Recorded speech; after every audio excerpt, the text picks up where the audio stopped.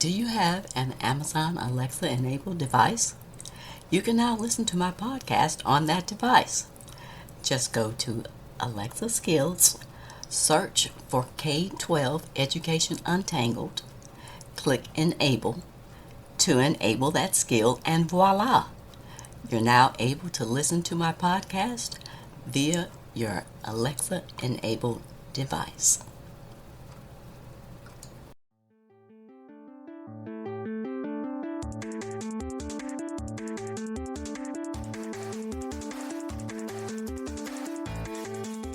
Welcome to another episode of K-12 Education Untangled.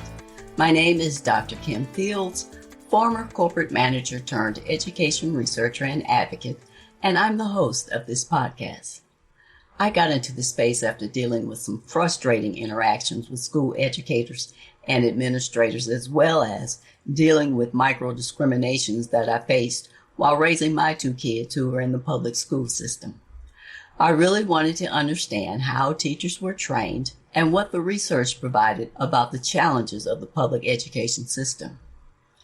If you're looking to find out more about the current topics in education that could affect you or your children, then you're in the right place. In today's episode, I'll be discussing the intricacies and nuances of the parent-teacher relationship and its impact on your child's education. This is a broad topic, and I'll highlight some of the more germane points that were revealed in the current research. When parents and educators can effectively work together, magic happens in the classroom and at home. The strength of parent-teacher relationships is complicated by cultural, language, and socioeconomic status similarities or differences between parents and teachers. Yet, this is a critical relationship that directly affects the academic success of children. Let's dive a little bit into the background. This topic has been researched since the 1830s. Researchers have found that with such dissimilarities, it's easy for both parents and teachers to develop misperceptions that lead to poor communication and a lack of respect.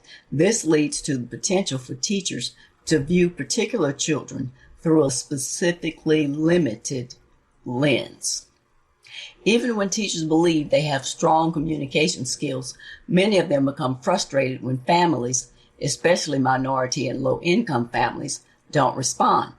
What the educators perceive as disengagement often arises not because minority and low-income families don't care about their children's education, but because the way the educators correspond and communicate misses the cultural mark. Many middle-class and white families who largely rely on independent cultural norms, those that are rooted in individuality, uniqueness, choice, and self-advocacy, appreciate the individualized, child-centered feedback. Minority and low-income families, on the other hand, tend to rely on interdependent cultural norms, such as connectedness, relationships, roles, and respect for hierarchies. These families may be less likely to initiate or act on any communication about academic issues because they view teachers as academic experts who can be trusted to make the right decisions for learning. Relationship-focused communication builds trust, which allows families to feel safe asking questions and soliciting advice from teachers.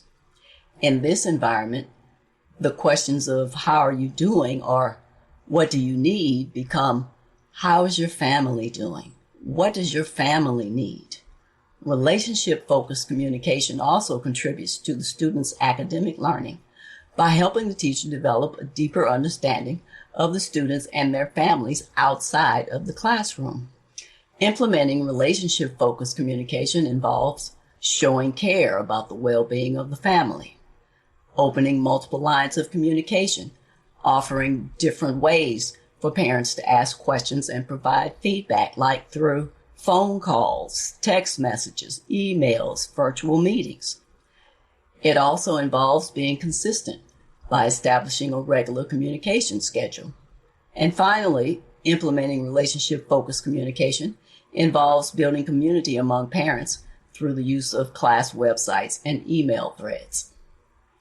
An article in the Elementary School Journal in June of 2014 by Miki, Sheridan, and other colleagues indicated that parental engagement is directly correlated to student achievement. Parent-teacher relationships are unusual and that they can be highly emotionally charged, but are not entered into voluntarily.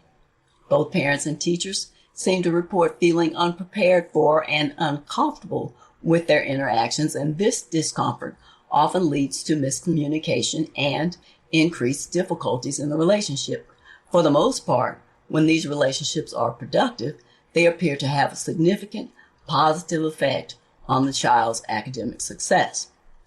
Constructs that encompass parenting behaviors that support children's learning, including those that are visible to the teacher, like attending conferences, volunteering at school, and those that are not immediately visible, like supporting learning at home. Not surprisingly, parent and teacher perceptions of parent involvement often differ. The teacher focuses on behaviors they can observe in the classroom, whereas parents tend to reference home-based supports such as school support systems, like doing homework. Many teachers sometimes interpret the lack of visible involvement in school as evidence of a parent's lack of support for their children's education, which then leads to an unproductive working relationship. Parents and teachers also differ with respect to initiation of involvement activities.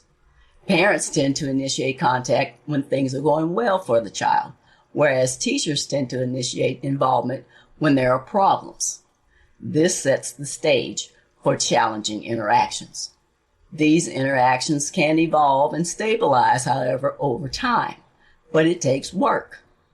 The quality of the parent-teacher relationship is more predictive of the child outcome than the amount of contact between parents and teachers. Often, the social relationship variables between parents and children and between parents and teachers strongly influences both the parent's decision to become involved in the outcomes achieved through family-school engagement. There's emerging evidence of the quality of parent-teacher relationship influences parents' efforts to engage their children in discussions of academic success, which in turn produces improved academic achievement. Relational trust between families and schools, including respect and personal regard, accountability, consideration, sensitivity and understanding, and equality and reciprocity are all elements of healthy family-school relationships. Supportive, positive relationships between families and teachers serve as the foundation for intentional, collaborative partnerships. Views of the relationship appear to influence teachers' beliefs about students. Because teachers' expectations of students are known to influence student achievement, it's important to understand how perceptions of parent-teacher relationships may themselves play a role in teachers' perceptions of students. These perceptions may be particularly relevant when the child is experiencing behavioral difficulties, and given that parent-teacher interactions are likely to be focused on negative behaviors, there's a greater likelihood of strained relationships.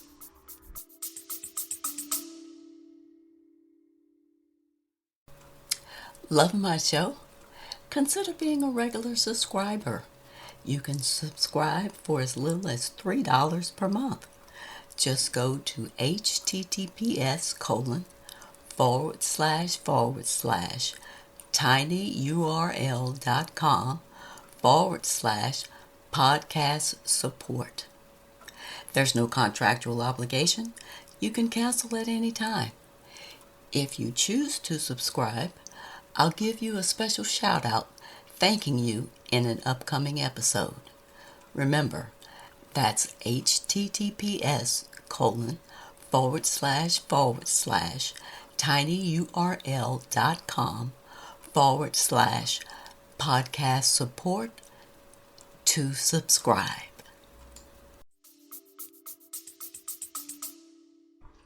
Researchers have outlined a model of parent involvement that includes two motivational beliefs contributing to involvement decisions: role construction and self-efficacy. Role construction concerns the extent to which parents believe that involvement in education is appropriate are part of their job as parents. Self-efficacy is the degree to which parents believe they're capable of engaging in behaviors that will help their children succeed. Parents who hold positive beliefs pertaining to role construction and self-efficacy are more likely to be motivated to participate in their children's education as compared to parents who believe that their role and efficacy are less positive. In the same way that parents' belief about their roles and capabilities influence their involvement choices, the teachers' beliefs about parents also influence parent-teacher interactions. The research also indicates that teachers who believe that parents are not capable of helping their children learn are less likely to attempt to engage those parents. Similarly, if the teacher has had negative experiences with a parent, the teacher can develop stereotypical beliefs about the parent and subsequently reduce their efforts to engage with that parent. In general, researchers found a correlation between children's race and income and their academic and behavioral outcomes, although the correlation between race and income is complicated, meaning that over 60% of Latino and African American children in the United States under the age of 6 are living in low-income households compared to 30% of Caucasian children. Many studies have found that minority children and children from low-income households are more likely to be rated by their teachers as less socially competent and more aggressive compared to Caucasian children from higher income households. Some of the research even revealed that Caucasian teachers perceived that minority children were more dependent on them when compared to Caucasian children. The general consensus today is that parent participation is a critical element of academic achievement, a link that completes the home-school connection, and a reliable predictor of children's social and emotional well-being. Over the last 20 years, research on minority parent engagement has come a long way in seeking to understand why so many minority parents experience a distant relationship to the schools that their children attend. This conclusion is generally centered on a cultural mismatch as being the blame. Few schools have made serious efforts to become culturally sensitive to the needs and concerns of minority and immigrant parents. Of course, the federal government continues to stay involved in the educational arena. The U.S. Department of Education launched its National Parents and Family Engagement Council on June 14, 2022. The council will be tasked with identifying ways to help families engage with school districts at the local level. The council consists of members from parent and family organizations across the country and will help families understand their rights, create a feedback loop with schools to shape how American Rescue Plan funds are used, and identify summer learning and enrichment opportunities for children, according to a press release. This is all intended to foster a collaborative environment where all parties can work together to better serve the interests of students. The federal government allocated $122 billion in 2021 through the American Rescue Plan for elementary and secondary pandemic recovery efforts, with $83 billion going directly to public schools. One requirement of that funding is that school districts gather parent feedback on how they should spend the money. The top priorities that emerged as far as utilizing local plans for the funds include mental health resources, social emotional learning, teacher recruitment and retention, and academic recovery efforts like summer learning and after-school programs, according to a study from Future Ed, which is a Georgetown University think tank that's dedicated to studying education issues.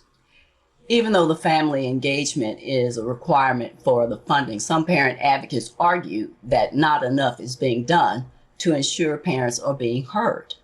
In a recent study of 100 large urban school districts, the Center for Reinventing Public Education found that only 57% of those school districts have even created strategies to engage with parents and families.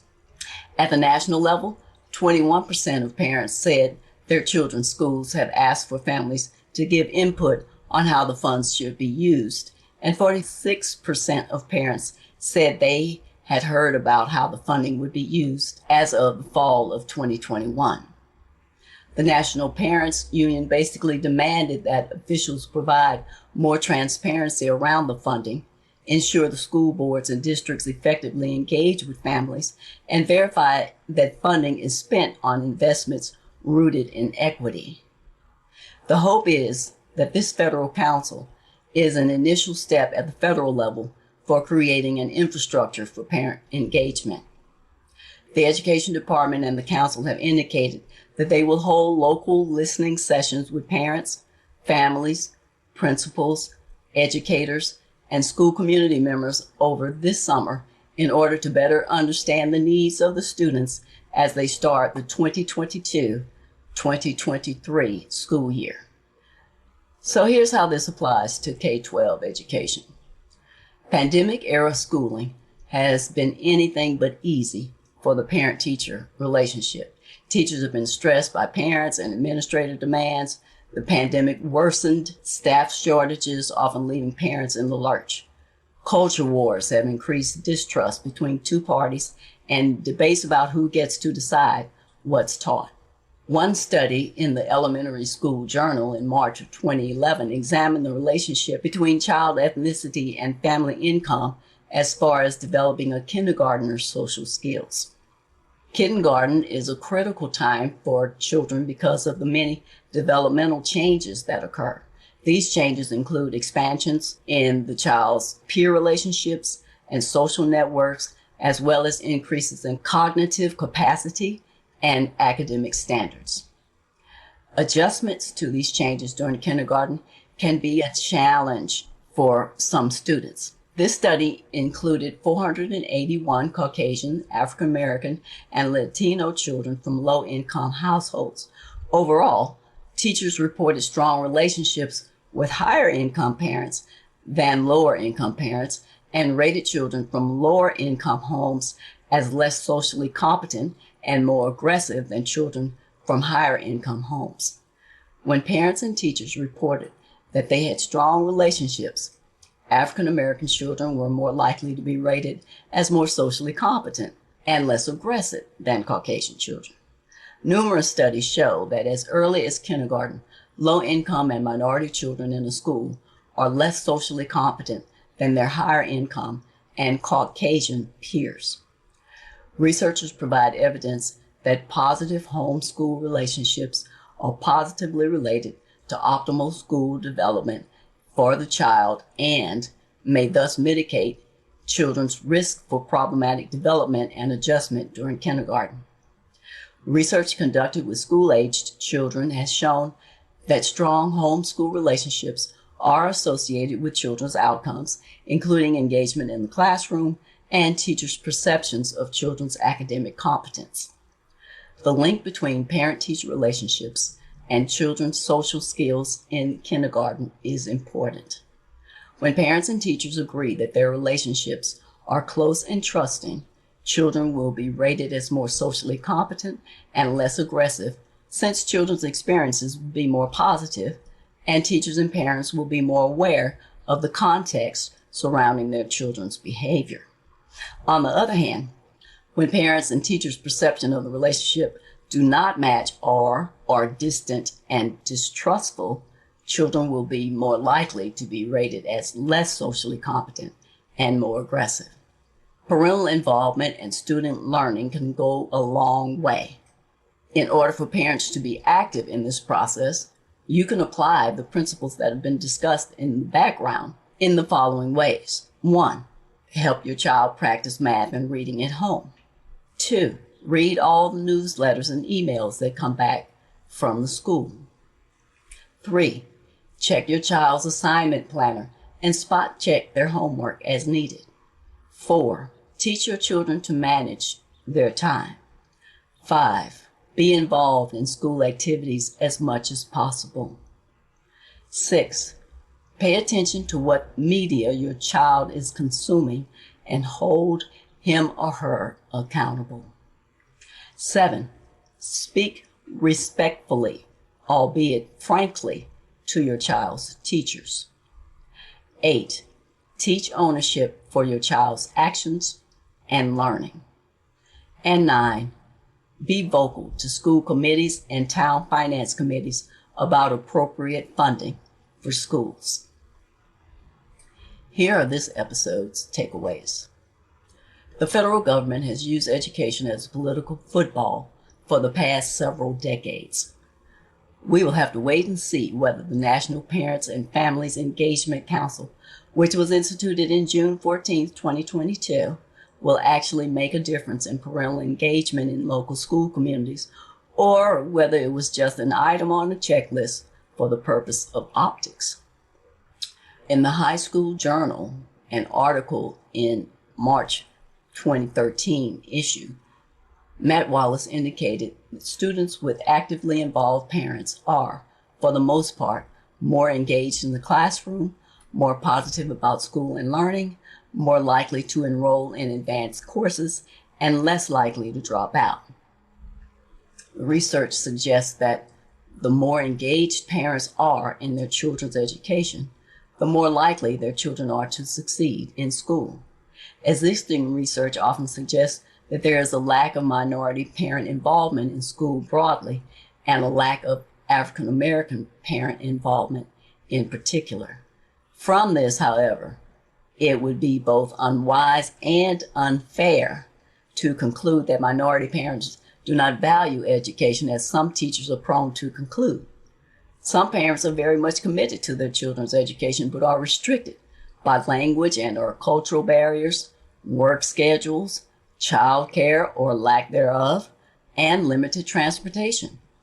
Institutional barriers such as low expectations of Black children, unwillingness to test Black children for either learning disabilities or accelerated education programs are other reasons why minority parents are less involved. In addition, schools typically employ a one-size-fits-all approach to parental involvement, which often marginalizes minority parents. This approach ignores the individual needs, experiences, and roles that minority parents have in their children's education, and it treats parents as one homogeneous, undifferentiated group. When parents are involved in ways that are congruent with the school's vision and values, they are considered good parents. Although this classification includes parents of all ethnicities, more often than not, the good parent is white and middle class. If this is the typical situation, minority parents have only a few choices: assimilate, refrain from participating or risk being ignored or discounted. These dismissive events have been referred to as moments of exclusion by researchers Leroux and Horvat. This is a situation where parents' inability to be involved in a fashion that educators deem ultimately leads that parent to be unrecognized and alienated by their child's school. It seems that the research suggests that many schools privilege parent involvement as long as it's grounded in supportive goodness, cooperation, and deference. There's a fair amount of research that examines the correlation between parent involvement, teacher perceptions, and behavioral problems with minority children. I think that the majority of the behavioral problems that seem to be associated with African American children is more a perception of the teacher's misunderstanding of the culture rather than an actual behavioral issue. Some studies even linked income and other socioeconomic factors to the behavioral issues, and I'm reluctant to validate that correlation as well. It's hard to deny that the silencing of minority parents in schools is, in reality, about the exercise of racial privilege. Whether we admit it or not, the silencing of minority parents in schools is about habits of racism and the racial structures inherent in everyday working of schools. Unless this deeper issue is addressed, reflected upon, and actively worked on, any changes at the policy level can only be a Band-Aid solution to a deeper and more unrelenting problem of racism in schools. At the root of the phenomenon of minority parent participation in schools is one group's exercise of racial privilege over others on the basis of race, which functions as a visual hierarchy that marks certain people as different and subordinate to others. If this is the type of subject matter and discussion that resonates with you, please subscribe to my podcast on whatever service you're listening to this. Also, I love to hear from you, so please leave me a comment or a review. And share this episode with anyone that you think would find it valuable. Be sure to tell your friends, family, and community about my podcast. Thanks for listening today. I hope you'll come back for more K-12 educational discussions with even more exciting topics to untangle. By the way, if you have a burning question about a current issue or specific topic that you'd like me to cover and explore, shoot me a quick email at kim@liberationthrougheducation.com to let me know what your question is. Until next time, aim to learn something new every day.